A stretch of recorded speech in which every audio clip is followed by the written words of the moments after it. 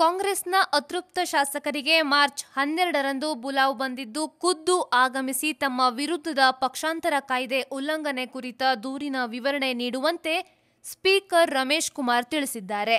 ಕಾಂಗ್ರೆಸ್ ತ್ಯಜಿಸಿ ಬಿಜೆಪಿ ಸೇರಿದ ಶಾಸಕ ಉಮೇಶ್ ಜಾಧವ್ ಸೇರಿದಂತೆ 4 ಮಂದಿ ಬಂಡಾಯ ಕಾಂಗ್ರೆಸ್ ಶಾಸಕರಿಗೆ ಮಾರ್ಚ್ 12ರಂದು ಮಧ್ಯಾಹ್ನ 3 ಗಂಟೆಗೆ ಖುದ್ದು ಆಗಮಿಸಲು ತಿಳಿಸಿದೆ.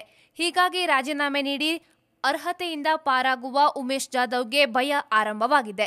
4 ಮಂದಿ ಶಾಸಕರಿಗೆ ಪತ್ರ ಬರೆದಿದ್ದು, ಶುಕ್ರವಾರ ಖುದ್ದಾಗಿ ಆಗಮಿಸಿ ವಿವರಣೆ ನೀಡುವಂತೆ ಸೂಚಿಸಿರುವುದಾಗಿ ರಮೇಶ್ ಕುಮಾರ್ ತಿಳಿಸಿದ್ದಾರೆ. ಪಕ್ಷಾಂತರ ನಿಷೇಧ ಕಾಯ್ದೆಯಡಿ ಕ್ರಮಕ್ಕೆ ಒತ್ತಾಯಿಸಿ ಕಾಂಗ್ರೆಸ್ ಶಾಸಕಾಂಗ ಪಕ್ಷದ ನಾಯಕರು 4 ಮಂದಿ ಶಾಸಕರ ವಿರುದ್ಧ ದೂರು ನೀಡಿದ್ದರು. ದೂರಿನ ಸಂಬಂಧ ಶಾಸಕರು ಸ್ಪಷ್ಟೀಕರಣ ನೀಡಿದ್ದರು. ಈ ಬಗ್ಗೆ ಮತ್ತಷ್ಟು ಸ್ಪಷ್ಟನೆ ಬಯಸಿ ಮತ್ತೊಂದು ನೋಟಿಸ್ ನೀಡಿದ್ದೇನೆ ಎಂದಿದ್ದಾರೆ.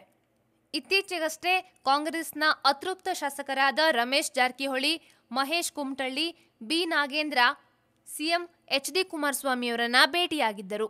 ಅವರ ಭೇಟಿ ನಂತರ ಮಾಧ್ಯಮಗಳೊಂದಿಗೆ ಮಾತನಾಡಿದ ಅತೃಪ್ತ ಶಾಸಕ ರಮೇಶ್ ಜಾರಕಿಹೊಳಿ, ಕಾಂಗ್ರೆಸ್ ಮೇಲೆ ಅಸಮಾಧಾನ ಇದೆ, ಆದರೆ ನಾವು ಪಕ್ಷ ಬಿಡುವುದಿಲ್ಲ ಎಂದು ಸ್ಪಷ್ಟಪಡಿಸಿದ್ದರು.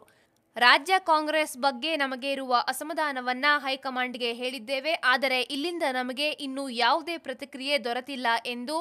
ಉಮೇಶ್ ಜಾಧವ್ ರಾಜೀನಾಮೆಗೂ ನಮಗೂ ಯಾವುದೇ ಸಂಬಂಧವಿಲ್ಲ, ನಾವು ಆ ದಾರಿ ತುಳಿಯುವುದಿಲ್ಲ ಎಂದು ಹೇಳಿದ್ದರು.